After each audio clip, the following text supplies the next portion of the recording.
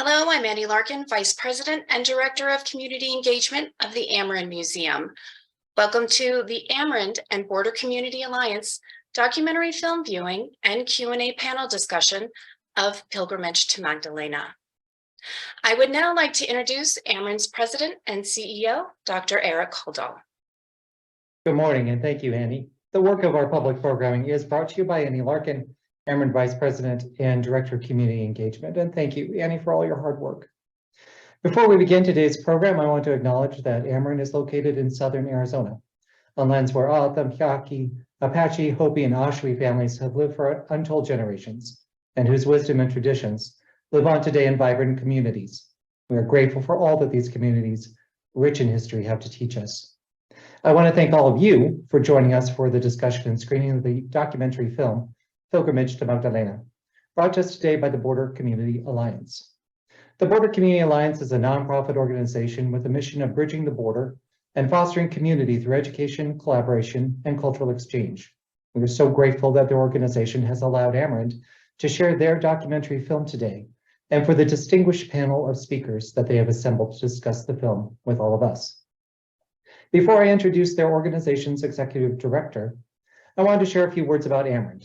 Amerind's mission is to foster and promote knowledge and understanding of the Native peoples of the Americas through research, conservation, education, and community engagement. Our museum exhibits, workshops, and online programs like this one help us fulfill our education and community engagement mission. Artists, historians, community elders, and others have kindly and generously shared their thoughts with the Amerind community in ways that enrich our understanding on a wide array of topics, from contemporary issues to those issues with deep historical roots. Our Amerind community, all of you, are also critical in making these programs possible. Amerind members, donors, visitors, and museum store shoppers provide Amerind with the income that allows us to fulfill our mission, a mission that we realize by offering completely free public programs like the one that you're enjoying today. So thank you. Thank all of you for supporting us. If you would like to join this generous Amerind community but haven't yet had the chance, please visit Amerind's website for membership and donation information. No nonprofit institution, no museum can do its work without a community of people like you. Now it is my great honor to introduce the Border Community Alliance Executive Director, Xavier. Celia has worked in program management, fundraising, communication, and advocacy within the nonprofit world for much of her career. For the past several years, she worked on borderland issues for area nonprofits, including No More Deaths, No Más Muertes, and the Center for Biological Diversity, both based in Tucson. She enjoys bringing people together through common interests and values and through a love of learning and community. Thank you, Celia, for your leadership and for being with us here today. Thank you very much, Eric, for that introduction, and I'm delighted to be with everyone today. My name is Celia, and I'm Executive Director of the Border Community Alliance. We are a Southern Arizona-based organization. Our office is located in Tubac. However, our mission and our programs cover the whole borderlands region in Southern Arizona and especially Sonora, Mexico. Our mission is to bridge the border and create community through education, cultural exchange, and social investment. And we're just so grateful for Amerind today to partner with us in this showing of our award-winning film, Pilgrimage to Magdalena. We fulfill our mission, and actually next year we do celebrate our 10th anniversary. So we're excited about that. We fulfill our mission through a variety of programming, much of it educational, such as today's forum. We have a series of Borderlands forums that we run throughout the year that celebrate the culture and history and languages, everything about this, this area. So we are looking forward to sharing that with you today. We also have an online Spanish language program, and we do a lot of cross-border tours. So I'm now going to introduce Jerry Haas, who is actually former executive director of BCA and is our current senior advisor. He's also a co-producer of this film along with Alex LaPierre. And I'm going to turn it over to Jerry now. Thank you, Celia, and great to be with everybody here today. Thank you so much for coming and joining. We're delighted to be able to share this documentary with you. It came about as BCA's interest in binational relationships. And at that point, we were really thinking about Mexico. As we got into the documentary, however, thanks to the funding from National Park Service and particularly the Anza Trail people, that funding helped us to get started and re-envision the work that we were doing, particularly to see that it's not just a binational reality that we live in, but really a trinational or multinational reality. So through our process, as we had this amazing team of people coming together to work on this, I was really privileged to be a part of that. Alex LaPierre, Magda, my uncle, Beto Preciado, and other people. Along in the middle of that, Seth Schermerhorn's book, Walking to Magdalena, came out. And that was a perfect time for us then to be able to acknowledge the tremendous contribution of the Tohono O'odham and other indigenous groups. So we were able to pull this together, and thanks to the pandemic, we had a lot of time to be able to work on the post-production part, which shut down all of our tours and a lot of our other activity. So this is a product of a lot of blood, sweat, and tears, and just a real product of love as well. So enjoy the film, and we'll have a great panel discussion afterwards.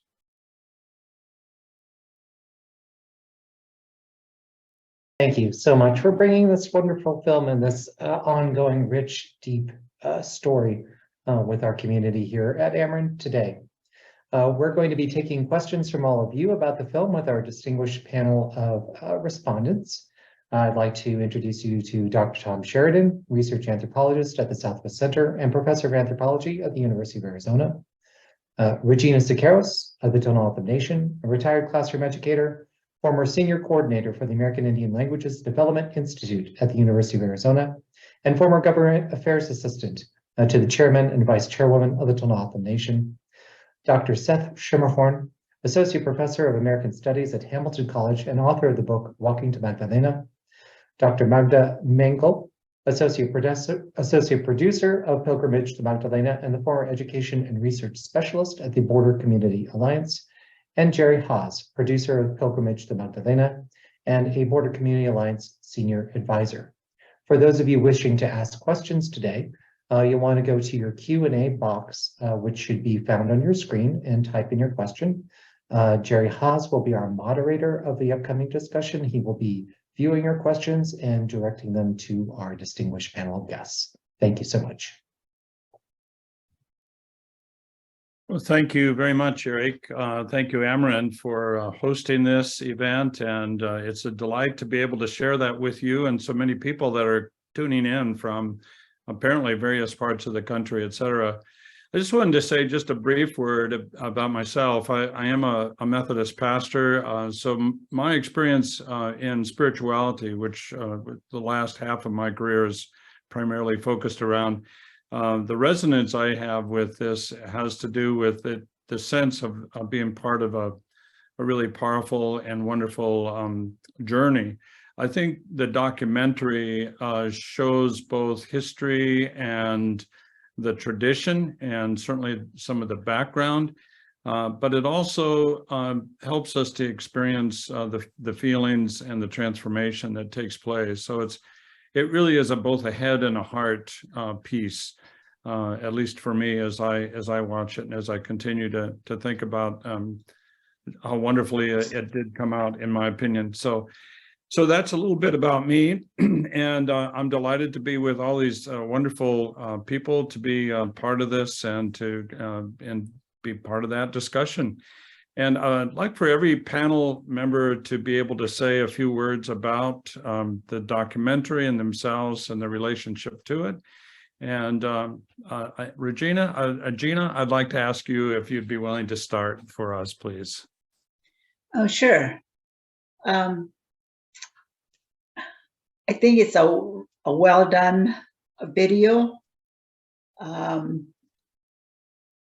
It represents the coming together of people, all in the name of spirituality. I think spirituality is the base for us as Autumn to, and then all these other things just kind of strengthens our faith because we've always believed in spirituality, which was misunderstood long time ago, and people thought that we were honoring or holding up like things that are of the nature for us, and yet it's along those same lines as people go to Magdalena now, is that we're thankful for all these things that the Creator has gifted us with, and so we acknowledge them, and it's not so much as honoring them in the sense that people think. And so I just feel that this video kind of helps us along in the way that we think as far as being thankful to our Creator for everything that He's given us. So that's my thought. Beautiful. Thank you so much. Well, just one other thought I had. Thank you again. Just one thing I wanted to mention is we lived in Tucson for 15 years and up on the northwest side, and had no idea of this tradition, no relationship to it at all. So I'm really grateful because it's such a wonderful introduction to a whole part of the world and so many different people that otherwise we wouldn't have a chance to. So thank you for that, Gina. And Tom, would you be willing to share some thoughts too? Thanks, Jerry. Well, for me, that first visit to the Fiesta de San Francisco in 1971 was the beginning of a 50-year love affair with Sonora. And, you know, when I was driving down there the first time, I also felt like I was entering a different space and also going back in time and seeing a way of life that was rooted in this fusion between the European missionaries and settlers who were coming north from central Mexico and the people who are already living here, especially the Atom and the Yoemam, the Yaqui. And they produced this agriculture that was a fusion of the old world and the new world. They produced all of these foods that were a fusion of wheat from the old world, corn, beans, and squash from the new world. And I just came back from a field trip that the Southwest Center did down to Bonamici in the Rio Sonora. And that tradition, that way of life is still very much alive and well today. So despite all of the changes that have happened in the last 500 years, good things, terrible things, this tradition is vital and it's flourishing. And every time I get back in touch with it, I feel renewed. That's great. Thank you, Tom. Seth, would you share a few thoughts with us this time? Sure. I was really lucky to spend several years studying the pilgrimage to Magdalena and participating in it alongside other Autumn walkers. And I was really lucky to have that experience and privileged to be allowed to study it by the Tohono O'odham Nation. So the work that I did was really focused on O'odham experiences, O'odham voices, and I think one of the limitations of the book that I wrote is that I'm an academic who, even though I wrote the book, I think not specifically only for academic audiences, it also had to be academic enough to, count for all of that academic stuff. And so the beauty of this film is that it's just so much more accessible. It's a lot easier to sit down and watch a 30-minute film than it is to read a book, especially one written by an academic. And so this film is, to me, an excellent film that is, to me, hands down the best, most accessible and brief introduction to this pilgrimage. And so I think it's a really useful teaching tool for the best entry into beginning to think and learn about this, especially since there are so many people, even living in this region, who, like Jerry mentioned, have really never heard of this and have no awareness of it. So I think this documentary is a really powerful tool, and I'm again very honored to have any part with it. So thank you. Thank you very much, Seth. And Magda, last but not least, your thoughts here and words. Yeah, so where to start? Yeah, for me, being invited to participate in this pilgrimage, and then anytime I go south into Sonora, it's like coming home, because those are my ancestral homelands, based on my own family heritage. So it's always a learning experience as a person who primarily grew up in the US, right? Every time I get to go back into Mexico, it's such a pleasure, and I'm always so thankful for that opportunity. What I think this film does really well is that it captures the atmosphere, kind of this intangible essence that is there, and you can visualize it. That's kind of the power of film. It gives you that gift of atmosphere. So I really appreciate that about that. And earlier someone said that it's a head and a heart project. So I think it also does a really good job of explaining these Sonoran logics and life ways and reasonings, and how we connect to each other and how we connect to spirituality and to land. And then it also gets at the heart, right? So it brings the spiritual awareness that comes from people, tradition, and also land. So every time I watch it, it's a joy. Yeah, so I'm really glad that it was made. Okay, thank you very much, Magda. Thank you, everybody. And we've been getting some questions coming in already from our audience, and I want to encourage that. I think there are some specific things that people will want to identify in there as well. Tom, I'm sorry, were you going to say something? Did you have your hand up? No, I was just coughing. Oh, okay. Allowed to do that. So, yeah, I think as we've shared this documentary with people, there's oftentimes a lot of questions about the rituals itself and coming into the chapel, and then the lifting of the head, those kind of questions. So it might be helpful. Seth, would you say a couple of things about that, what you've observed in your studies? Sure. So I know one of the things that tends to come up is especially this lifting of St. Francis, and that seems to be something that a lot of people, I guess, talk about, and it plays a big role in the film. But I think one of the things that I find interesting is, I guess, sort of seeing who is and who isn't doing this. And this might seem trivial to some people, but to me it's not trivial, because there's, I think, a tradition, even in scholarship, of talking about indigenous peoples as being more superstitious.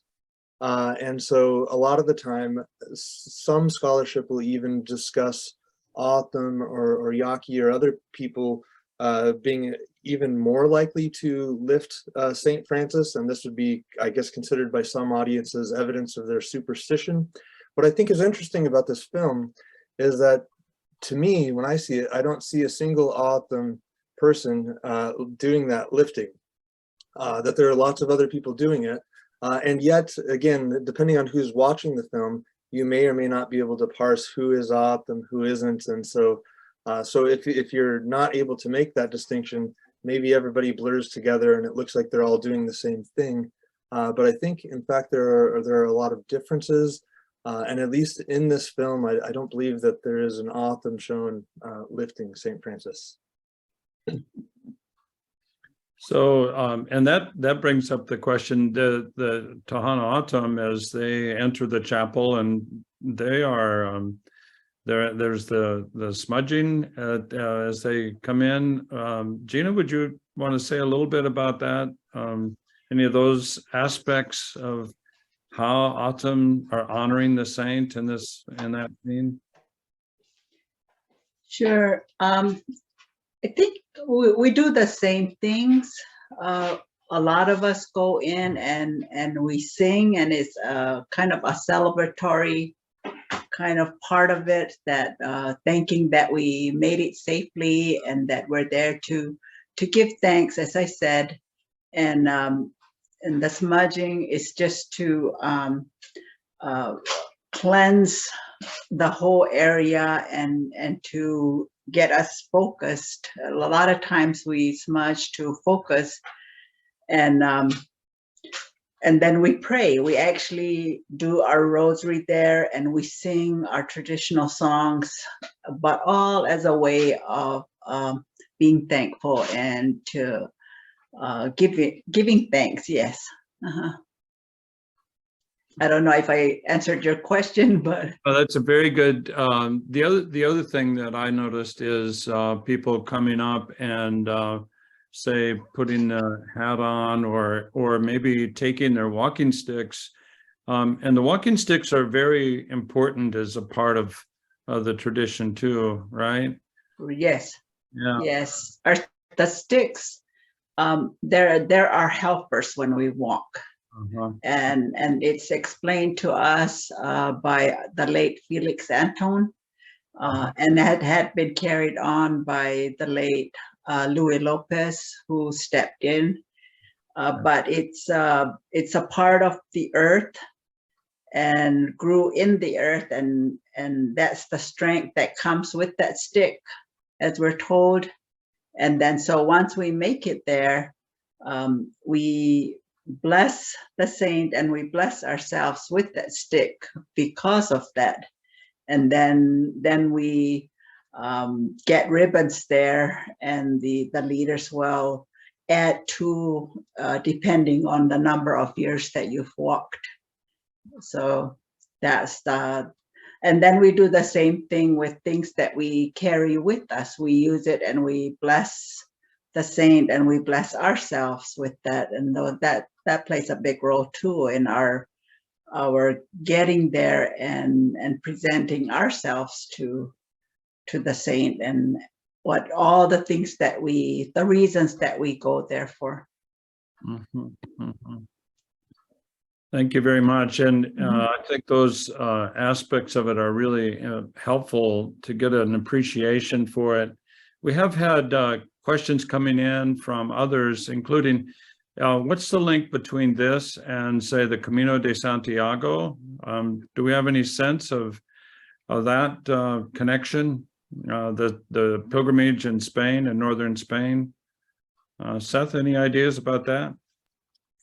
Sure. So I would say that the Camino in Spain and into other European countries as well is, I think, today the most popular Christian pilgrimage in the world globally. Although this is tricky too, because Europe itself has become increasingly post-Christian in many ways, so that many people who participate in that pilgrimage, again, don't necessarily have a particular religious reason for doing so. Although I think the whole idea of people having spirituality in some ways distinct from religion is also pervasive there. So certainly I think this pilgrimage could be viewed as part of a larger world of Catholic pilgrimage, including the Santiago pilgrimage. But I think that question from David Sewell, he also asked about autumn salt pilgrimages, and if there's a relation there. I certainly see one relation there, in that if you look at the footage of autumn walkers and the particular single file arrangement that they're doing with the second row of people who's kind of supervising more walkers, I think that's the exact same formation that Ruth Underhill discusses now almost 90 years ago, when she's talking about autumn salt pilgrims. So I would say even just that particular structure of autumn walkers, it seems to be quite similar to at least previously documented salt pilgrimages. So those are the two connections that I see. Yeah, there's another question in the chat about the connection. Basically, all the way someone in our group has been researching pilgrimages in southern Germany in the 17th century. The ways in which pilgrimages really are transcendent, even certainly much more than just simply Christian practices in regard to this. This is a pre-Christian multi-interfaith kind of phenomenon. And somebody said, why do people do this? Why do people walk as a spiritual practice? It seems to be a deep-seated kind of hunger that we have to put our bodies into this, into a relationship. Yeah, Tom, you got your hand up here. Yeah. Well, I've heard that there may have been a pilgrimage to Magdalena, or Magdalena may have been sacred even before the Europeans and the Jesuits got there. And I would like to ask Regina if she's heard those stories and is aware of the region being a sacred space, a pilgrimage, long before Kino or the Jesuits ever got there.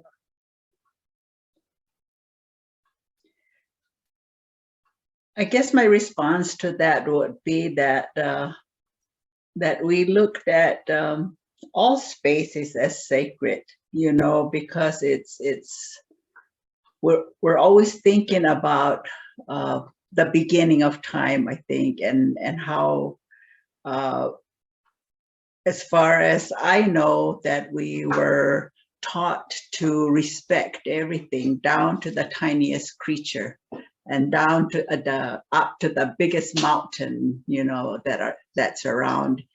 And for some reason, like, it's kind of like instilled in us that that all these places are sacred or have spiritual meaning for us, and that we take good care of them when we're there, and everything around us is thought of that way. And I mean, but that's I think with my dad's side of the family, you know, my other grandfathers, they're very adamant about pushing that that we're always respecting everything, because when we do that, then we respect people as well, you know. So that's kind of where I think because Magdalena was part of our Aboriginal lands, and so I think of it that way too. That's very well said. I think that there has been that illusion around the pre-Christian kind of origins, and I think that's really important to affirm exactly what you're saying, Regina, with that. So, Magda, you were part of the student group that did the pilgrimage walk, and a word about that and the experience that the students had. They're well spoken here, but other thoughts that you might have.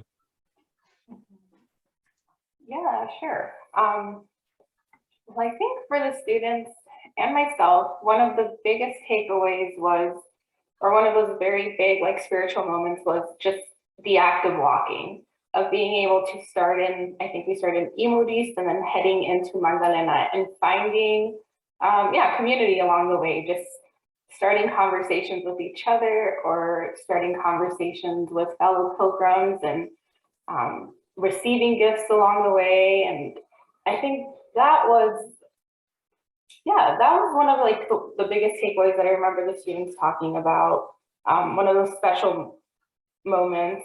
But yeah, a lot of emphasis on the walking, and then of course the party at the end, but just that sacred act of walking and communing with place and learning from it, and also learning from folks along the way. That was really special. And I think a lot of those students, some of them were from the region and then some were not, but they all kind of, I think, felt pretty mesmerized by it all. Some of them had, I think, had some previous experiences with pilgrimage, but the majority had not. So for them, it was really like their first immersion into this act of the sacred action of walking and being on a pilgrimage, which is kind of universal. Yeah. Like not just in the Southwest, but other parts of the world, right? And especially walking in deserts, you know, you can do a whole religious studies conversation on that, but yeah. That's good. Thank you for that. Yeah, the students, it was really wonderful to have that experience to do that. Coming in also questions from the audience or comments. This is Olympia Beltrain from the Yaquis of Southern California. My understanding of the pilgrimage of Chimayo is that the land was sacred to the original people before the chapel was built. So just again, that affirmation of that sensibility. There's that wonderful comment that Jim Griffith makes at the end. You're walking on sacred grounds, and delighted to have Jim's words in there. We remember and give thanks for his life, as well as Tony Lopez. But also just the reminder, yeah, all of the land is sacred grounds. Other questions, horses. Yes, cabalgata is another part of the phenomenon. Naomi Torres from the Anza Trail office, the National Park Service, about ribbons on the walking sticks. Gina, are those different colors for each year? Is that the way that works? At the beginning, you know, we're given like a brown, a green, a yellow, and a red, and then one that we pick. And they stand for like the power of the mountains, you know, which is really important to us. The sun, you know, who gives us light and also energy. The earth, and all the greenery that we see, and that's that kind of like encumbers all the things that there are about our land and what's important to us.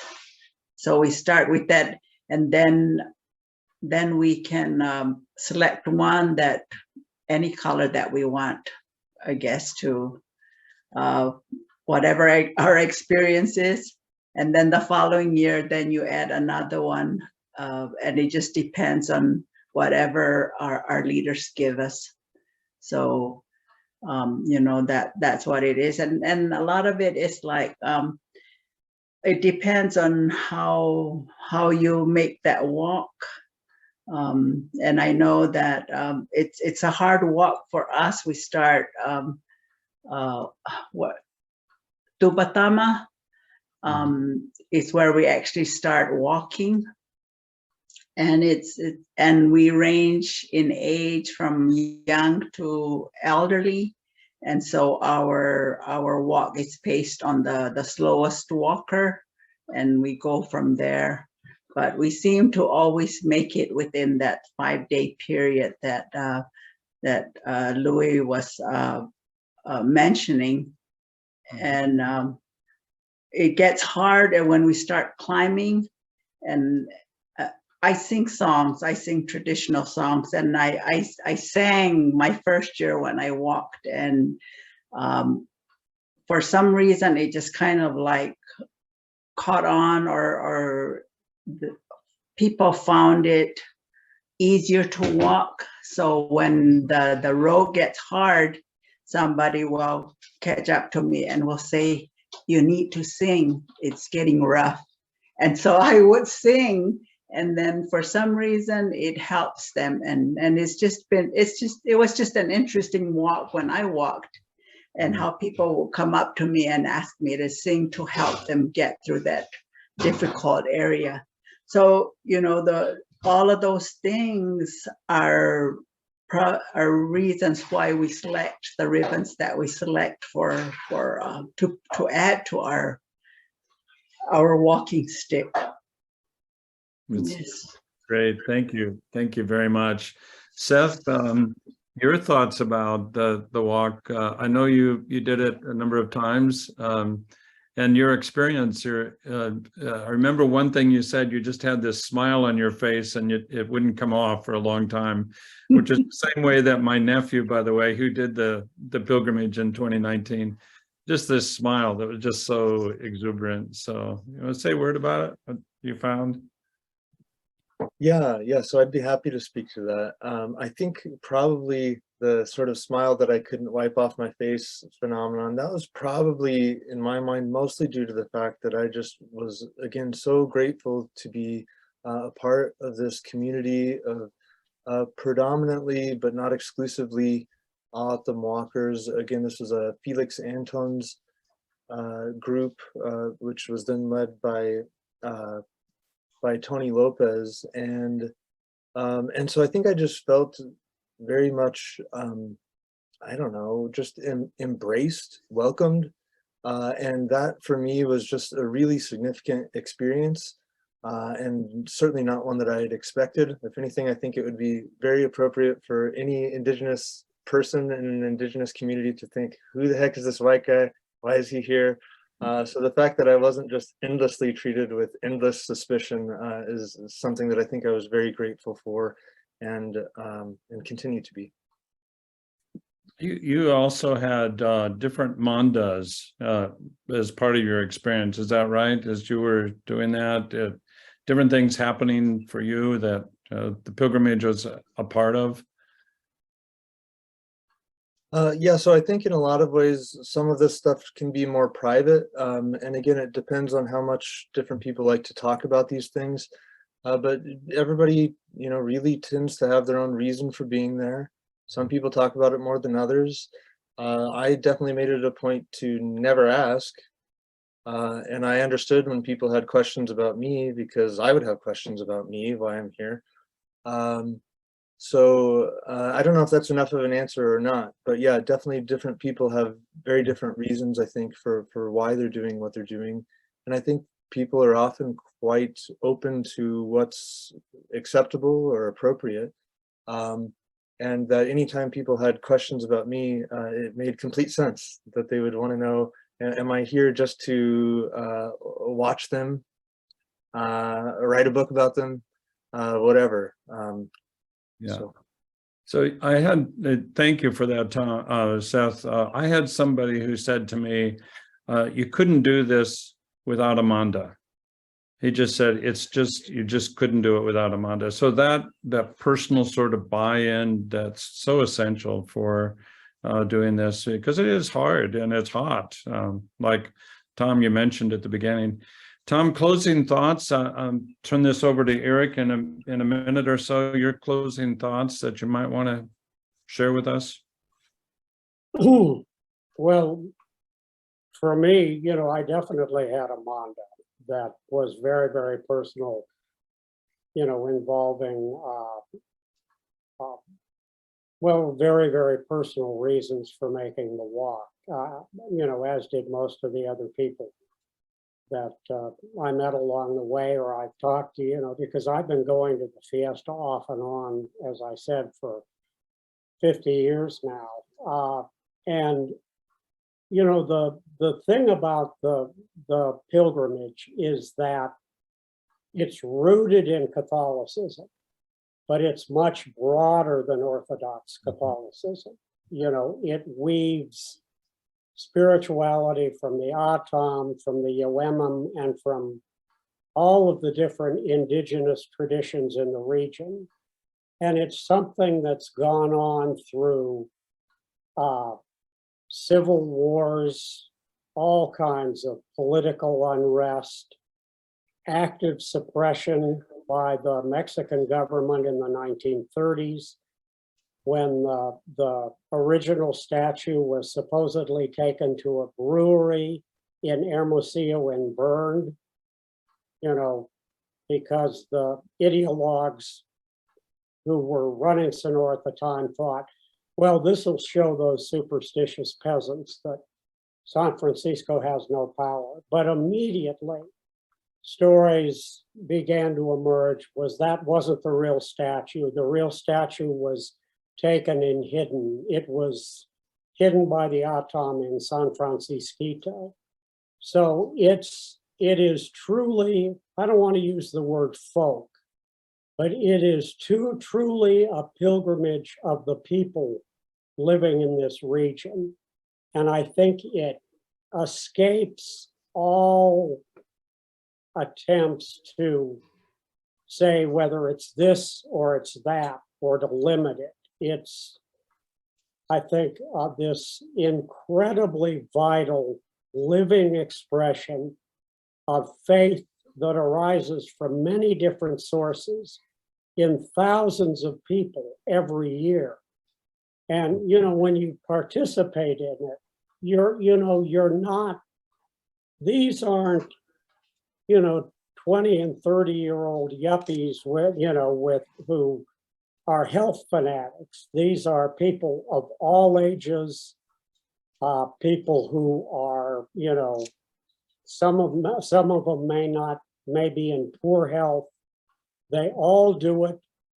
They all have their different reasons for doing it, but yet there's this incredible bond that you feel with the other pilgrims, even though you may not really understand why they're doing it. You acknowledge just how deep and really, I think, almost beyond words that it is.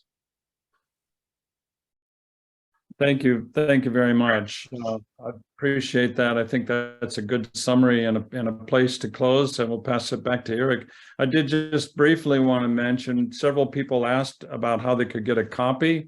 Border Community Alliance has a DVD that would be available for private use, or if you'd like for us to arrange a screening through your organization, we can do that too. And that'll be in the email that Annie will send at the end with the Zoom copy. So Eric, back to you. Thank you so much. Thank you so much for sharing everything that you've shared with us today and with our audience. Thank you, Regina. Thank you, Jerry. Thank you, Tom. Thank you, Seth. Thank you, Magda. Thank you, Celia and Annie. Thank you, Honor, joining us today as participants in this program. As Jerry just mentioned, as usual, we'll be sending a follow-up email. They've agreed to share this commentary and discussion on Amerind's YouTube channel, so you'll get a link to that. There'll also be a link in them in email about how you can go to Border Community Alliance and purchase the DVD of this video for your own use, or reach out to them for a screening in your own community. Thank you all for being here today. Take care. Wonderful to see you today.